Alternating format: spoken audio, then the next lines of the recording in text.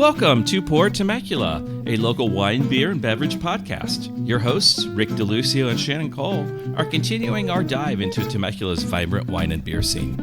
This is part 2 of our conversation with author Rob Crisell. If you haven't yet, be sure to check out part 1. In this episode, we'll continue exploring Rob's insights from the region's rapid growth to his perspective on the future of Temecula's wine industry.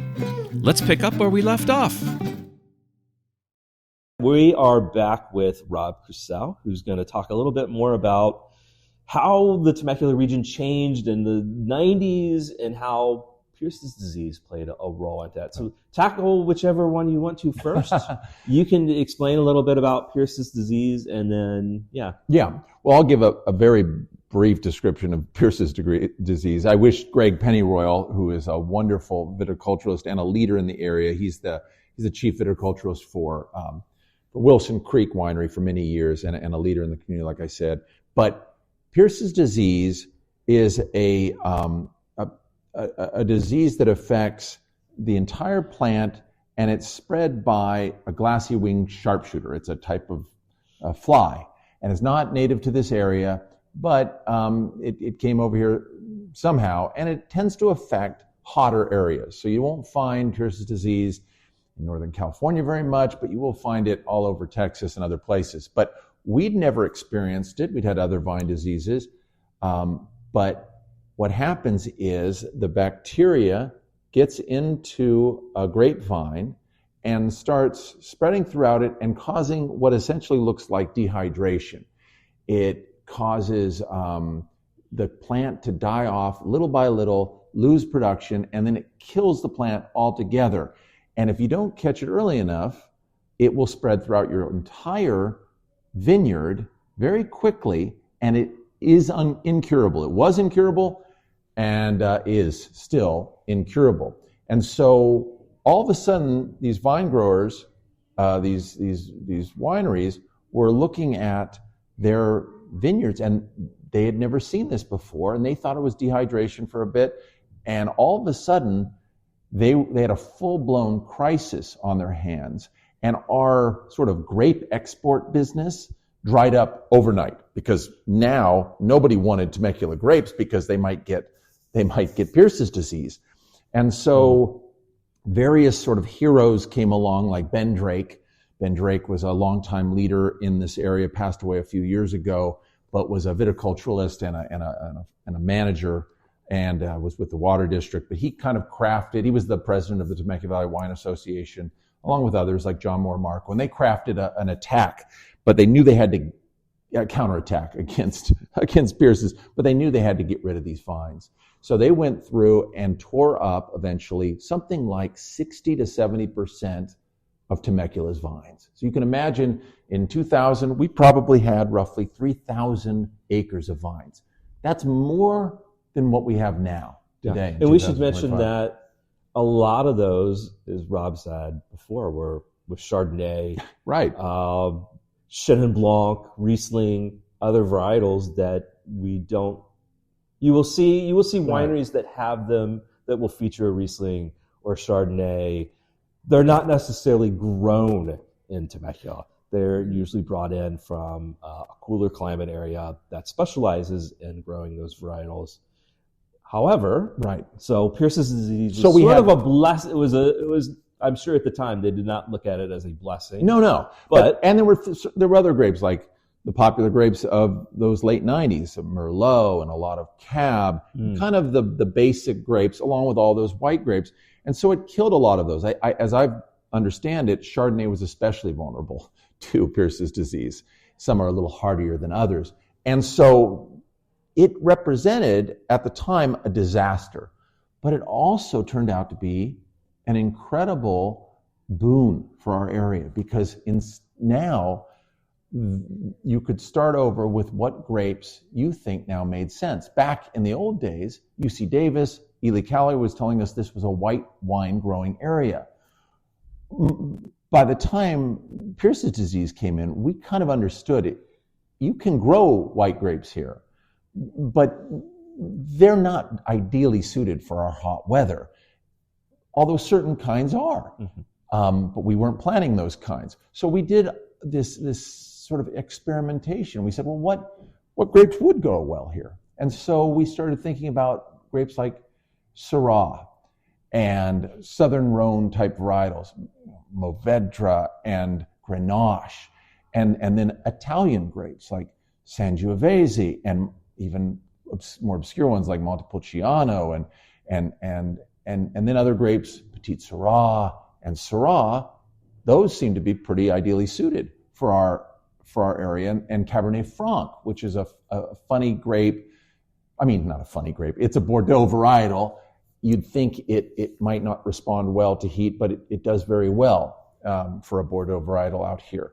And so we started reinventing what, and when I say we, the winery owners, wine growers started saying, this represents an opportunity to put in the better grapes in better locations in the valley. And so they started planting in earnest, and at the same time now, Temecula built a mall. We got rid of the dairy farm that was right in the middle of Temecula, and land developers and residential builders discovered Temecula because what was happening? LA was getting more expensive and crowded. San Diego was getting too expensive, Orange County. So they started coming here, and all of a sudden we went from, say, 50 or 60,000 in the late 90s to 75 to 100, and now we're roughly at 100,000. And so that population growth tracks the wineries' growth. So people like Fazeli and Renzoni, and I shouldn't even start with the name dropping because there's just too many to count. But at the same time, Wilson Creek opened? Wilson, exactly. The Wilsons came out here, and Mike Rennie and Leoness started around that time, and we started having this just renaissance of wineries, because now we weren't going to be dependent on distribution or simple grape growing. We were a destination. Rancho California was paved all the way out, and all these dirt roads around wine country were suddenly paved. We had infrastructure, and we had people, and we were suddenly in the middle of 20, now 30 million people in Southern California who were looking for a little piece of country that they could go to. And so what amazes me, Rick, is that today, as we stand here, people can denigrate Temecula, and sometimes it's for good reason. We try to grow grapes here still that people want, but maybe aren't ideally suited. We still have plenty of Chardonnay, and some would argue that Cabernet Sauvignon is maybe not the varietal we should be growing here, but we have to grow those. But we have something, by my count, 63 different varieties grown in Temecula. I would argue, and maybe one of your listeners will be able to correct me, that there is nowhere else in the world, in this small geographical area, that grows that diversity of grapes. And maybe they'd say, it's for good reason, it's a stupid idea, Rob, but it's just amazing to me that you can go into a winery here in Temecula and find 25 different types of wines being offered. So sometimes that seems excessive. Does it, Rick? You want to go in and you want to have a wine, and you don't want to look through. I always call it, some places have a Bible of wine. You open it up, and there's like so many choices. And I always tell people, not every one of those choices is going to be the same quality as the next, the other wine that's in the same list. The reason why Temecula is, and I'm just going to say it here, the envy of many other wine regions, is that the wineries can sell all their wine, and do, right through their front door. We don't have to distribute. In fact, we just don't distribute. We barely have our wines in restaurants. It's a double-edged sword. People haven't heard of Temecula wine outside of Temecula, but they have heard of Temecula wineries. And so these wineries want to offer something for everybody. And I think as we mature, I think we're in our adolescence still in Temecula wine country. As we mature, and as 47 wineries becomes 67, becomes 87, I think we're going to pick and choose our varieties and eventually we'll settle on 8 to 12 that are our go-to grapes. But right now, 63. So over that time, well, I guess talk a little bit more about, you kind of touched on it, but the last, I'd say like 10 to 12, you've lived here longer than me, obviously, has seen just an explosion of bigger wineries too. And I don't necessarily mean bigger wineries from a case production standpoint, but from a hospitality center. Right. The place we're in today, Altissima Winery, was built, I think, 4 years ago and opened about 2 to 3 years ago, somewhere in that range.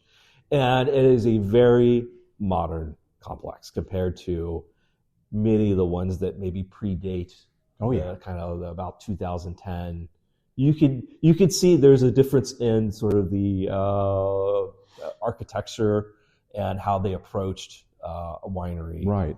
I mean, until the early 2000s, there were some big wineries. You had Wilson Creek, you had South Coast, you had Thornton and Callaway. Those were the big ones. And everybody else was sort of mom and pop. You'd sell 2,000 or 3,000 cases. And I think of, well, I won't name all the names, but they were much smaller wineries. I think what happened was the economics changed. When we started getting people here, people coming to the wineries, they wanted to have food. And then they wanted to be married here. And so they needed dining rooms, and they needed dressing rooms, and they needed concert areas. And all of a sudden, being a mom and pop winery was no longer possible. And to add to that, Temecula Valley Wine Association increased its strictness as far as what could constitute a winery. So suddenly it became, back in the day, back 20 years ago, if you had 5 acres, you could start your winery more or less. Now you need a minimum of 10 acres, and there's other hoops you have to jump through. And so it was just not as easy to start a small winery that just makes wine, is all about the wine. Now you needed to do a $5 to $10 million winery that does it all, has a full service restaurant, has a wedding facility, has some sort of entertainment area, has massive parking, has storage for wine, production for wine. So that is what we've seen over the last 15 years. All the new wineries coming in are outdoing one another in terms of what they can offer, the amenities and infrastructure. And so it's good for the most part, but a little sad because some of us are old enough to remember the little wineries, which still exist. Do you think that is sustainable going forward? And I know in the recent year, maybe even 2, we've seen some wineries close their doors or be bought out, or close their doors and then be bought out by other wineries in the area. And specifically, I think we lost a great winery in Hart Winery. I think everybody who has been here for a few moments, loved the wines that were produced there. And then that sold off to Halter Ranch, which is out of Paso. Yeah. And they've taken over that location, and they no longer produce wines that are Temecula wines.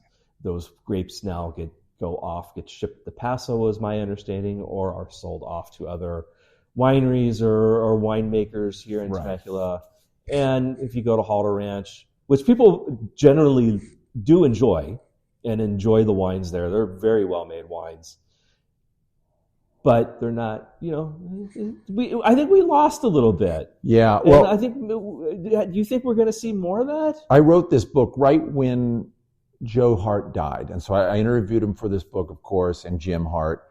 And between the time I started the book and the time it was published, it had already been sold to Halter Ranch. So we have lost a lot. I mean, I think the Hart Winery is a good example. It was beloved. It was the first winery you came to. It was founded in 1980 and had this small batch, handcrafted wine. Joe Hart was a fixture in the area. They made it all on site. Now, none of that's true, and yet that's probably an example that that proves the rule that most wine in Temecula is made from Temecula grapes. Halter Ranch is an exception, and I think they're going to figure out a way to make wine from Temecula grapes, either the easy way or the hard way. But I don't think what they're doing is going to be sustainable, although they've done some wonderful things with that project. But right now, the economics of wineries, to me, seem to be, and from talking to winery owners, that you can't go small anymore. There's no more boutique wineries.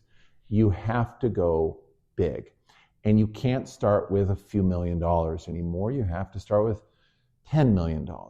And so that model is not going to change. California is as expensive as it ever has been, and it's just going to get more so. And Temecula has become, our average house price now is something like $800,000. So we're no longer where we were in 2000, let alone 1980.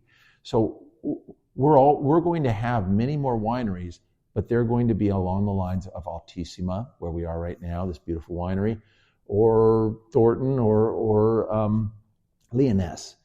However, I think those winemakers are becoming more aware, those wineries, even the big ones, becoming more aware that they have to make good wine. If they simply are a venue that happens to sell wine, from shiners they get from Paso or somewhere else, or they're just, doing crappy stuff for bachelorette parties, then we're going to lose the respect that we are slowly been gaining over the years from people outside Temecula. And so I think there is a bit of not a civil war. There's this conflict going on between the owners who want to put out a product that people from San Diego and LA want, which is this beautiful winery and the food and everything else, while maintaining the integrity of producing great wines from the right kind of grapes grown locally. And I think we're going to figure it out, but in the meantime, unfortunately, we're seeing those older wineries, and there was an article recently in the Orange County Register about this. We're seeing those older wineries start to change hands. So the people who bought and developed their wineries, say in the 90s or even early 2000s, those are now changing hands for $12, $14, $15 million, and they're going to be bought by much bigger individuals and corporations who are going to look for all sorts of different revenue streams. And so I think we have a lot of opportunities being here in Temecula wine country, but we're in a bit of a pivot point where we can either go down this road of not paying enough attention to our wine and not developing better wines, and just instead focusing on all that extraneous stuff. But I think there's enough great owners and great winemakers in the valley that we're going to resist that ultimately, and that Temecula is going to go from quality to quality, and we're going to be 10 years from now, 20 years from now, we're going to have some amazing wines from this region that will be offered. Because you had mentioned that the different models. This last year or two has been really rough on wineries. We're down quite a bit. It went up a little bit for COVID, and then it's really been on the skids. Yeah, the wine industry as a whole of course, feeling that. You're right. Sales of course. down 15%. Of course. It's been brutal. Very well known. And here we are talking in dry January. Cyclical. I mean, I've heard this as long as I've been interested in wine. It's been a cyclical thing. Yeah. And it'll bounce back where people will want to enjoy wine again, and we'll buy it, right? Yeah. We have to approach it and be proactive on those things. But I think what I'm saying is that a lot of these winemakers and winery owners, rather, are saying maybe we should try distribution. Maybe we have to do a little distribution. Maybe we should try to be getting our wines into restaurants, because with 47 wineries and maybe not as many people coming, we can't sell all the wine we're making through our front door anymore. And I think that's going to be a good thing if we can produce some wines that are high quality, that can get out the Temecula wine beyond Southern California. Because right now, nobody's drinking Temecula wine outside of Temecula. Well, there's no distribution of Temecula exactly. outside of Temecula and Southern California as a whole. All right. So what places that are no longer around you really have fond memories of that you wish were, or you mean wineries? Wineries is winery. Well, you mentioned Hart, and I would go there and meet with Jim and Joe and see their operation, which was everything. It was just an old barn they built in 1980, and it was still the same barn, and that brings back fond memories. I have fond memories of Palumbo Winery. Nick Palumbo, who's not dead, he's there, but he is selling now. He represents an example of that older school where you had just a mom and pop, husband and wife who decide they love wine. They want to make 4 or 5 great wines, and it's nothing but the wine. You come to their house is next door. When that goes away, that'll be a terrible loss for our region. And what's some other wonderful wineries?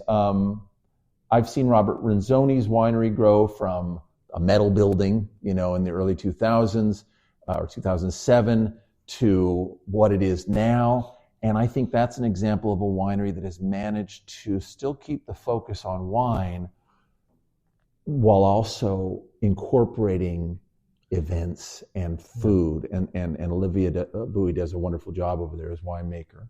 Well, he sort of scaled up a little bit, yeah. But he also brought in a talented winemaker.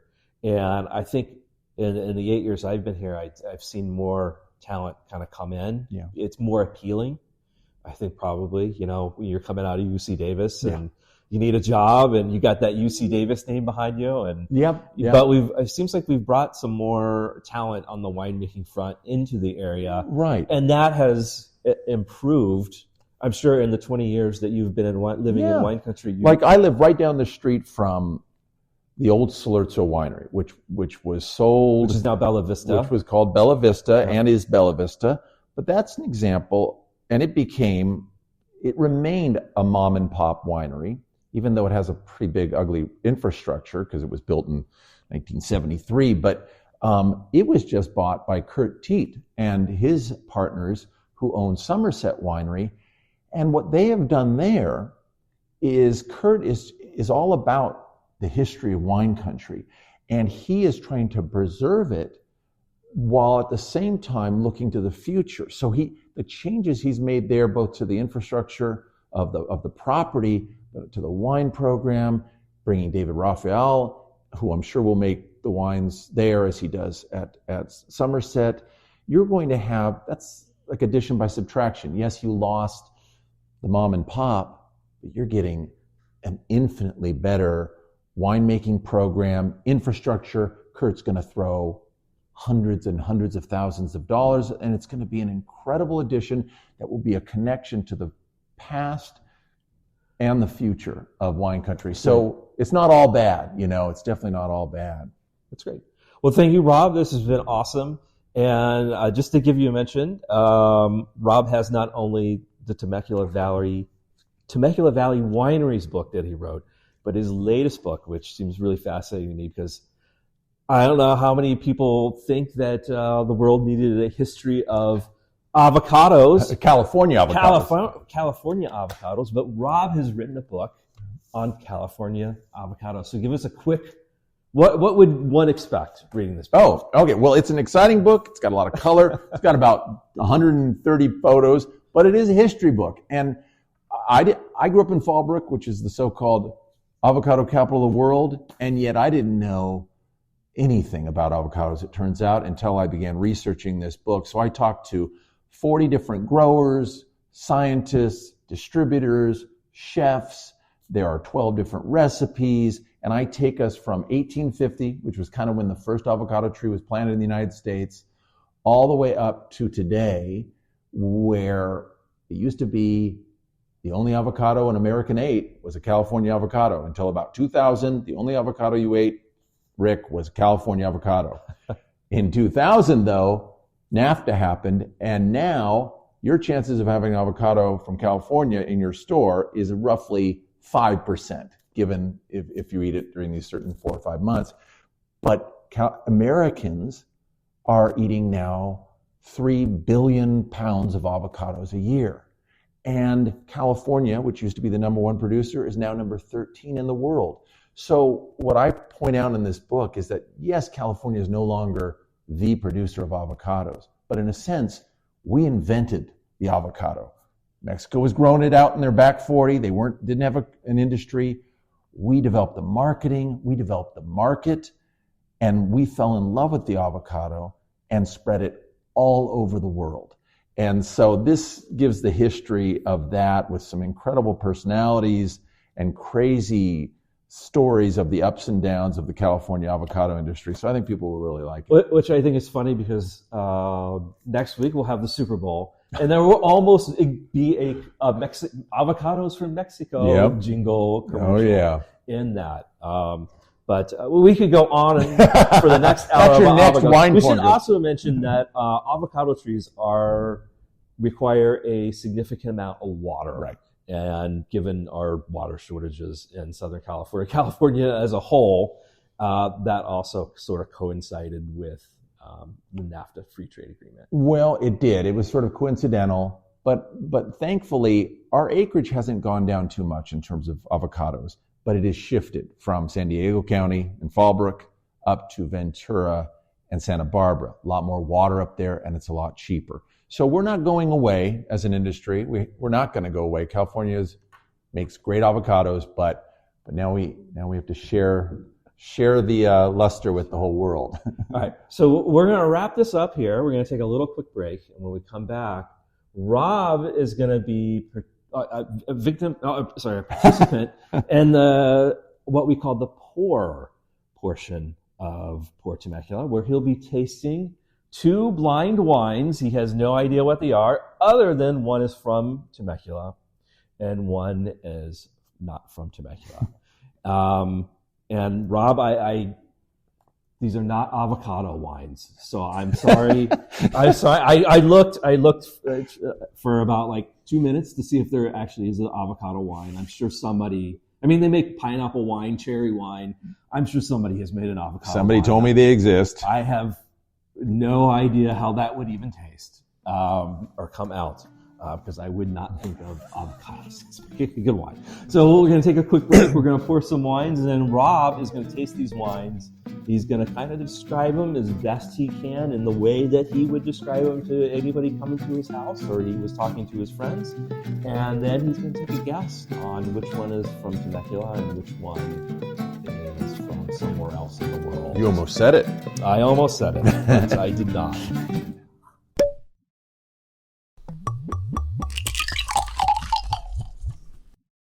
We are back with Rob, who we just poured out 2 red wines. Well, this is exciting. Let's see. Okay, this is a beautiful in the glass. I'm trying the one on the left, wine number 1 here, and it's super bright. So definitely some nice filtering going on there, and it's kind of a bright purple. And see, not a lot of thick legs or anything like that. So probably moderate alcohol. On the nose, this smells a little, I've got a little vanilla, but I've also got, to me, I smell some kind of flint and pencil shavings and maybe like some earth notes right away, but also maybe some dark fruit on the nose. This is a very nice wine. To me, I like this. It's a little more austere wine. It's medium alcohol, I'd say, not more than, say, 14%. And it's got a light oak treatment, although it's definitely got some vanilla notes in the nose and the taste. And it's got a pretty long finish there and really balanced acidity and very light tannins. So kind of a medium to light tannins, I'd say. I'm not getting any dried fruit notes or anything like that. It's pretty bright fruit, like maybe maybe dark cherry and maybe some plum. I taste a little like bread notes in there, which makes me think that there's some oak. Oh, that's a really good kind of medium body. That would be great with just about any kind of meat dish. I could drink that all day.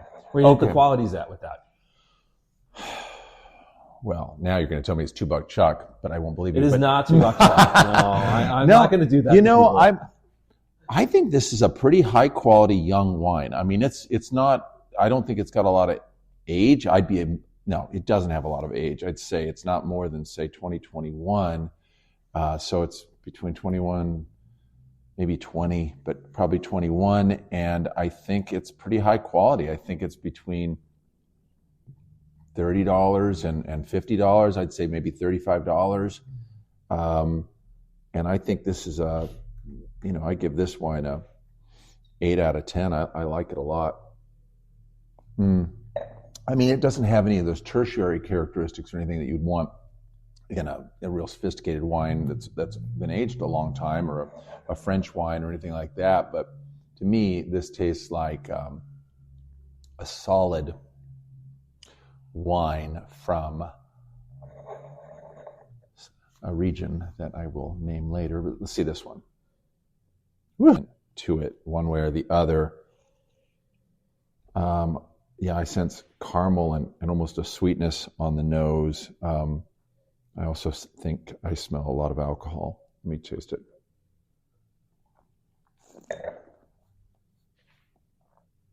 Okay. A little grippier tannins, a little higher in acid and maybe not as well balanced in general as I like, but my mouth is like watering, so I think there's been some maybe acid additions. It doesn't feel very well integrated, but who knows?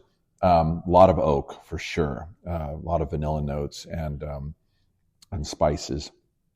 Let me try it again. It tastes like very overripe fruit a little bit, some jam and some baked notes.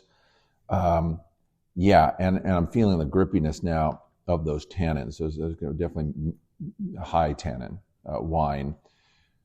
And it looks like it might have seen some age, but I don't know. These could be probably the same vintage, I suppose, but very different styles of wine. So, So I don't love this wine. I don't love wine number 2.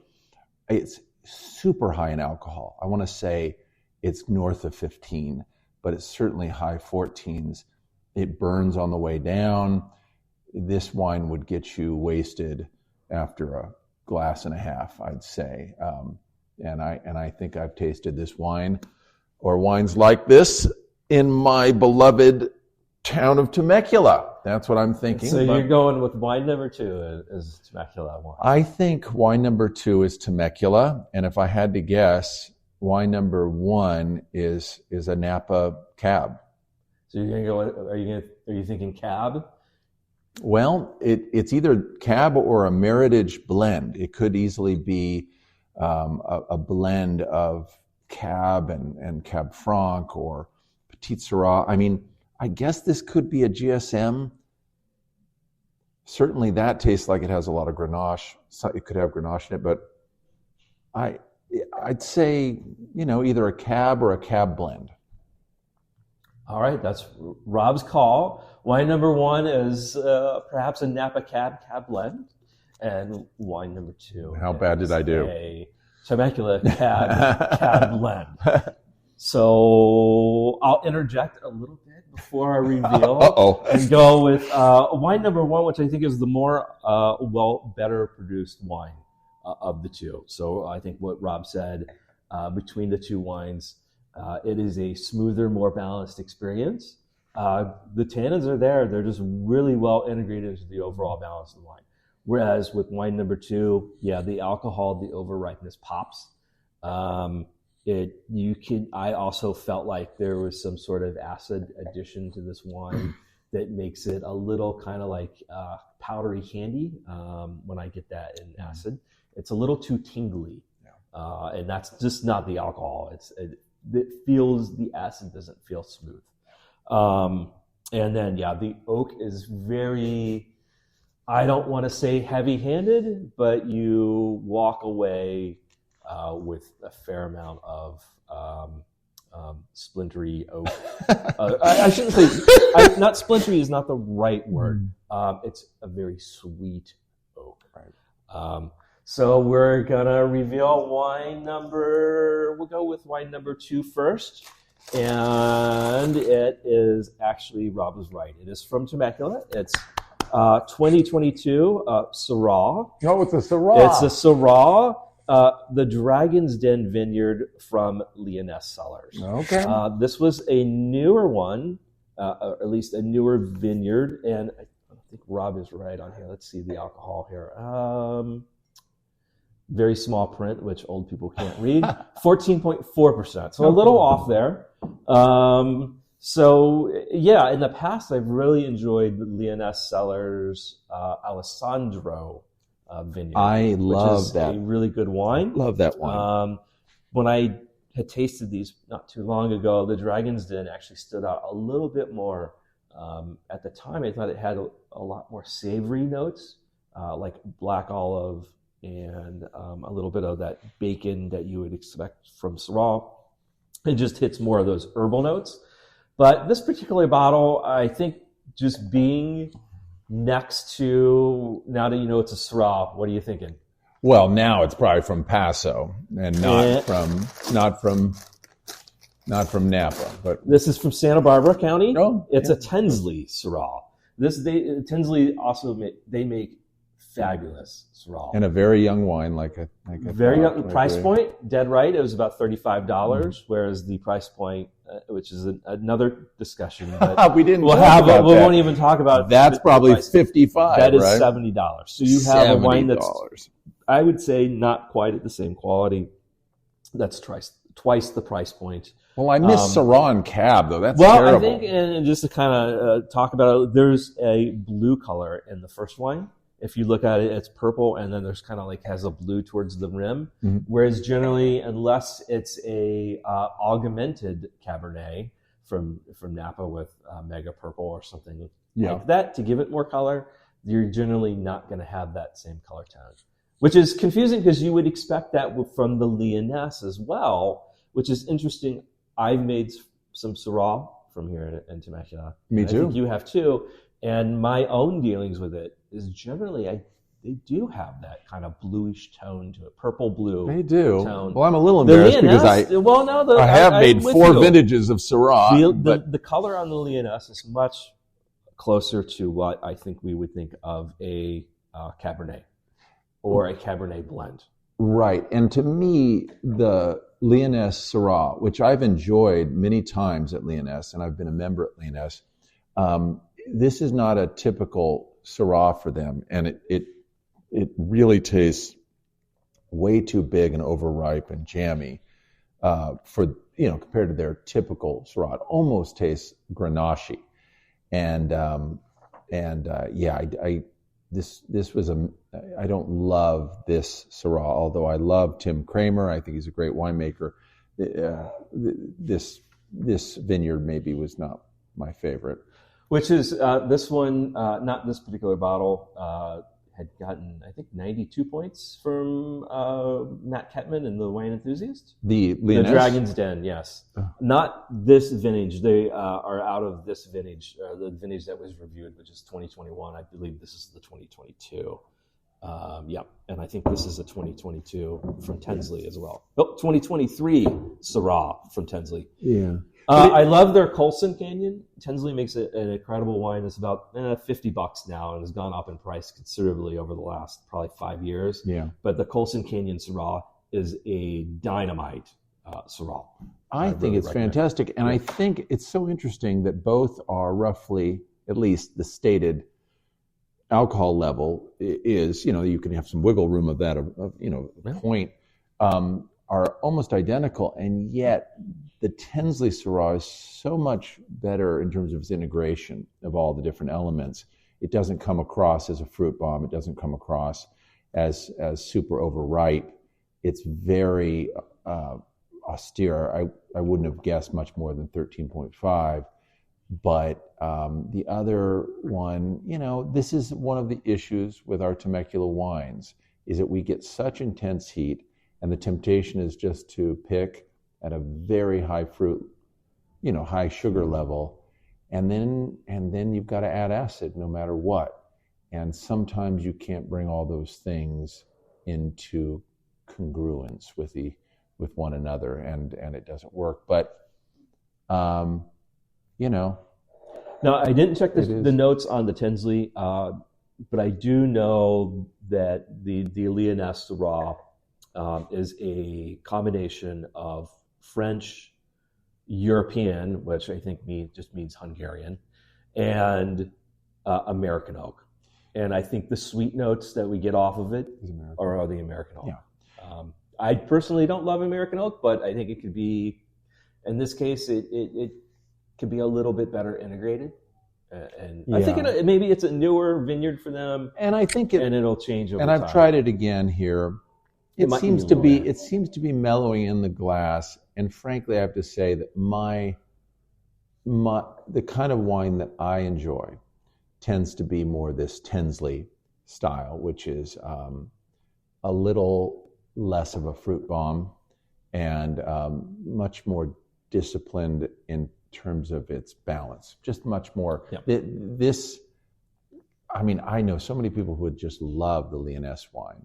Sure. Because you are drinking a wine with this wine. It is big in all sorts of ways and super, it's like a smack across your face, whereas Tinsley is much more reserved and pulls its punches, but it's just much more, I think, sophisticated. And the other thing that I particularly enjoy about the Tinsley is that you didn't mention it, but to me it had a much more floral character to it that kind of stands out. The violets, and then your kind of normal plum you mentioned, but boysenberry and mulberry, I get those kind of combinations of fruit in there.